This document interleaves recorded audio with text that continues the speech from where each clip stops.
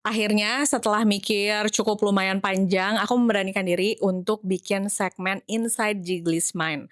Lumayan lama sih untuk mikir dan membuat segmen ini terlaksana. Karena aku tahu kalau misalnya bikin ini, aku udah harus siap dengan pro dan kontra. Apalagi segmen Inside Jiggly's Mind pertama ini, aku mau membahas tentang kenapa sih orang-orang tuh kok kayaknya benci ya sama influencer. Dan akhirnya mungkin ya, aku pengen diskusi sama kalian soal ini tuh alasan kenapa orang-orang tuh benci sama influencer. Jadi ini semua berawal dari aku main thread. Awalnya aku tuh nggak main thread karena kadang punya aplikasi yang isinya tulisan-tulisan itu cukup draining buat aku. Makanya aku dari Twitter tuh nggak terlalu aktif.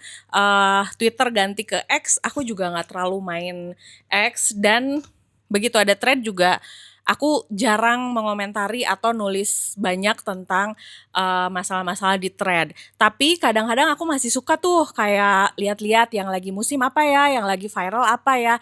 Sampai ada beberapa isi thread yang isinya itu menulis tentang red card konten kreator atau ya kita sebut aja lah influencer atau selebgram. Biasanya tuh diawali dengan kalimat kayak gini. Habis nanya nih red cardnya influencer A, gila ternyata gajinya 4 kali gaji gue. Lalu aku baca respon di bawah-bawahnya. Mostly rata-rata orang tuh akan selalu ngomong kayak intinya tuh lebih ke arah negatif ya. Kayak misalnya, lagian pakai influencer tuh udah gak ngaruh sekarang. Lagian pakai konten kreator tuh udah gak ngaruh sekarang. Gila tuh dia cuma gara-gara menang karena heboh urusan misalnya hal-hal yang negatif, skandal, bisa punya red card semahal itu. Mostly orang ujungnya tuh jadi kayak nggak suka kalau dari hasil yang aku baca-baca. Ya aku juga pernah bahas sih ini sebenarnya di TikTok.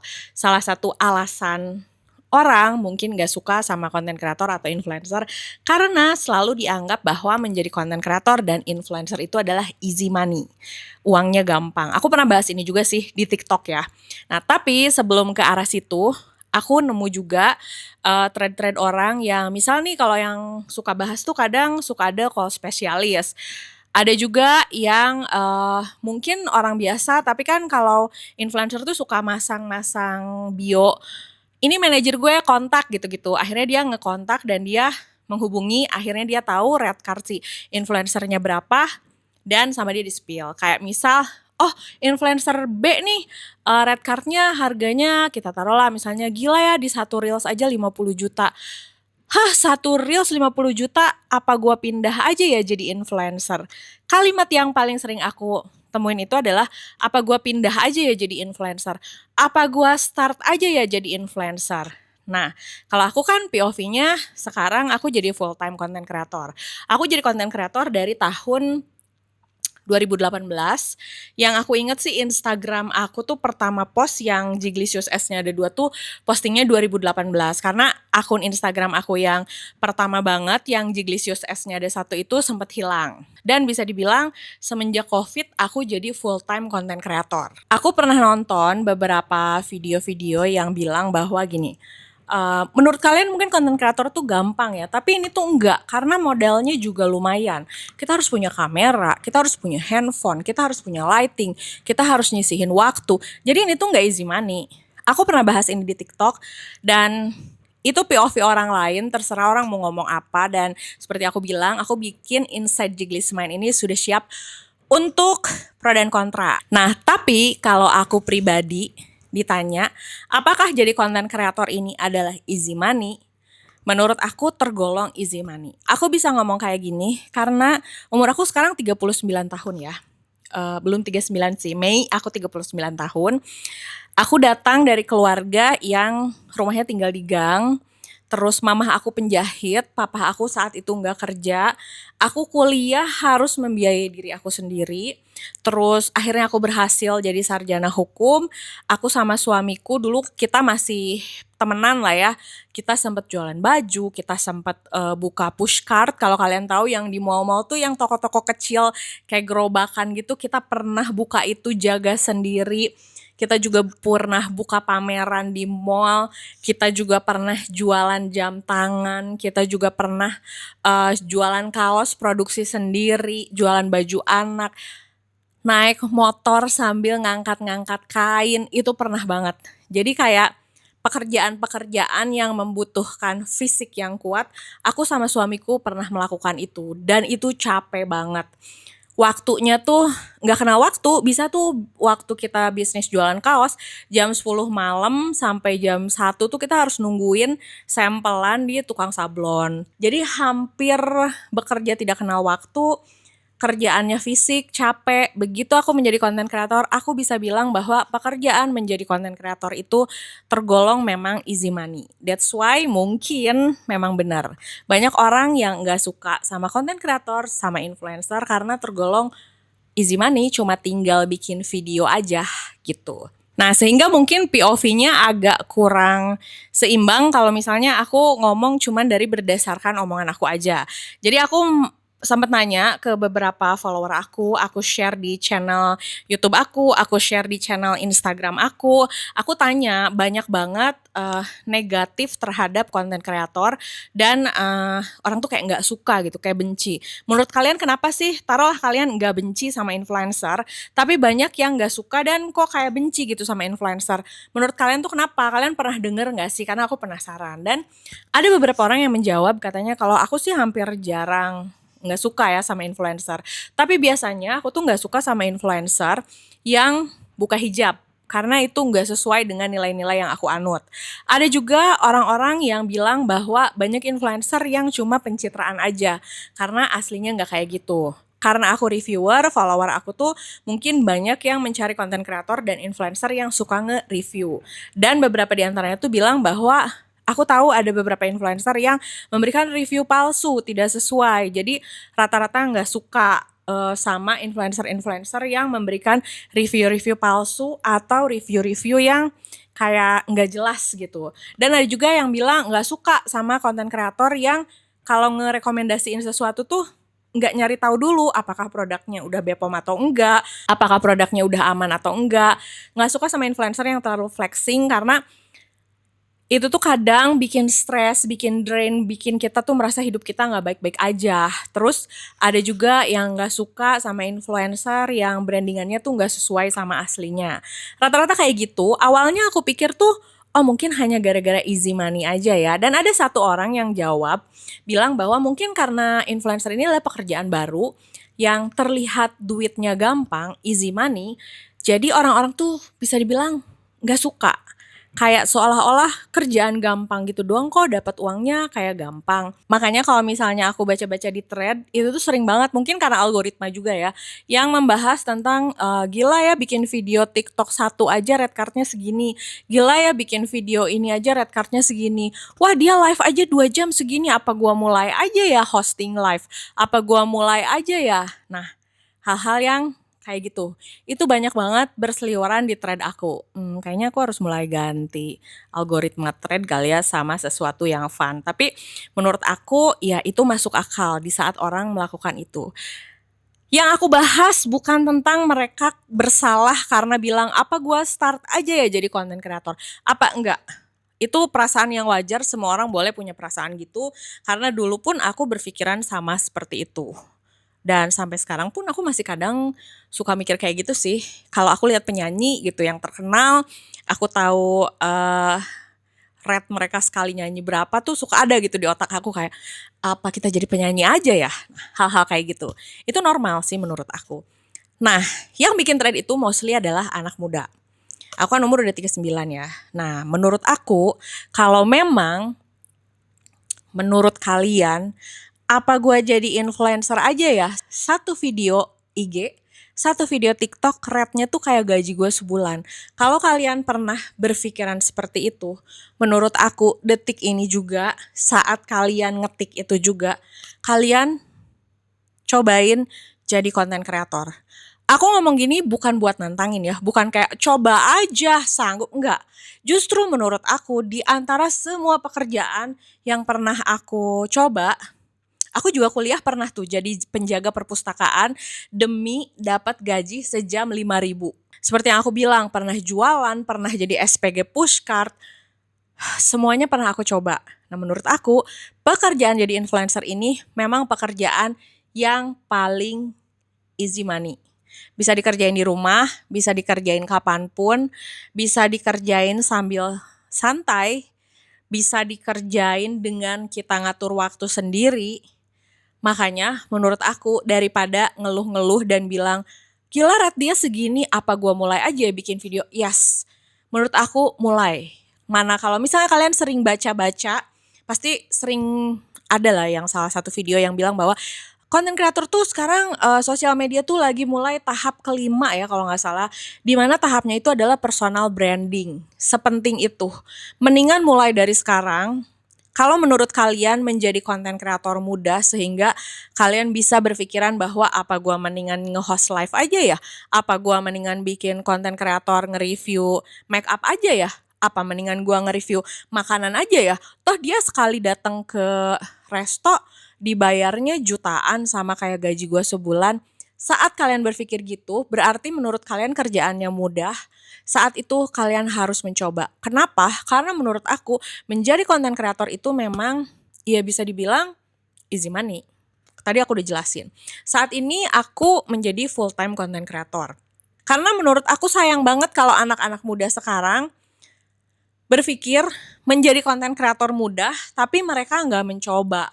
Cuman kayak nulis-nulis doang di thread. Jadi konten kreator tuh gampang, cuma satu story doang dapat berapa juta. Kalau menurut kamu gampang, mending lakuin dari sekarang.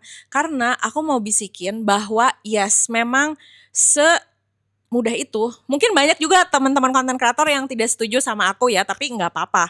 Yang akan bilang, enggak kok jadi konten kreator tuh nggak easy money karena kita harus mikirin konsep, karena kita harus brainstorming, karena kita harus ngedit, kita harus ngerti lighting, kita harus ngerti semuanya. Yes, aku nggak bilang itu easy money, tapi itu pekerjaan yang mudah. Tapi karena aku pernah kerja jaga pameran di mall dari jam 8 pagi sampai jam 8 malam, makan pun harus di si pushcart itu, dan kalau jajan pun gak bisa, menurut aku menjadi konten kreator itu adalah pekerjaan yang tergolong mudah. Makanya kalau kalian kepikiran enak banget jadi konten kreator, kalian harus cobain. Daripada marah-marah di thread, aku gak bilang kerjaannya mudah, tapi kan yang bilang mudah itu biasanya orang-orang yang nulis di thread atau nulis di Twitter, yang selalu nge-spill red card influencer itu. Karena aku yakin memang tidak semua orang bisa untuk jadi konten kreator. Sama halnya dengan jualan baju, dengan main saham, dengan jadi chef. Tidak semua orang mungkin gak bisa gitu, punya kesabaran untuk memasak, punya kesabaran untuk punya rasa makanan yang konsisten. Mungkin gak semua orang bisa. Tapi di detik misal nih, aku berpikir bahwa jadi chef gampang banget sih, daripada aku ngegampang-gampangin mending cobain. Karena menurut aku ya kalau jadi chef terus misalnya kita bisa nyiptain resep dan terkenal, enak juga kan. Aku bisa ngomong kayak gini karena itulah awal dari aku menjadi konten kreator. Kalau misalnya di era tahun 2005, 2008, kalian tahu ada website fashion namanya Lookbook NU. Jadi itu tuh kayak website untuk anak-anak muda yang ngepost foto-foto fashion mereka terus nanti di-rate sama orang-orang. Nah, dulu aku sama suamiku suka main di Lookbook NU. Kita ngepost foto outfit kita. Dari situ tuh kita bisa dapat endorse gitu. Saat itu kita karena tahu ada yang namanya Lookbook NU, kita bikin Instagram namanya Lookbook Indonesia. Kalau milenial pasti tahu lah yang namanya Lookbook Indonesia ya. Mostly juga sampai sekarang kalau misalnya aku ketemu teman-teman yang jadi konten kreator dari tahun 2009, 2010, terus aku bilang, aku suka lihat kamu tahu dulu kan aku punya Lookbook Indonesia. Mereka tuh pasti langsung jadi familiar karena saat itu cukup masif dan fashion tuh lagi naik-naiknya. Nah, saat itu kita mau bikin si Lookbook Indonesia itu dari Instagram kita pindahin ke YouTube karena kita pengen sesuatu yang baru. Bekerja samalah kita dengan salah satu konten kreator yang dia punya YouTube juga. Di detik itu aku menjadi berteman sama dia dan akrab karena orangnya saat itu baik. Nah, aku suka main ke rumahnya. Yang paling aku ingat saat aku main ke rumahnya adalah aku lagi di kamar dia, terus dia ngomong gini, bentar paket gue udah dateng nih dari brand apalah aku lupa. Dia bawa dari bawah ke atas, begitu di kamarnya dia buka, isinya itu cukup banyak, dari mulai make up sampai tools buat make up. Aku sampai nanya, "Ini kamu dikirimin karena kerjaan atau apa?" "Enggak, ini tuh namanya PR package," kata dia. "Mereka ngirimin aja supaya kita mau pakai produknya." Dan banyak kok dapat PR package. Jadi aku tuh kalau nge-review udah jarang juga sih beli produk, karena saat itu follower dia lumayan banyak dan cukup terkenal ya saat itu.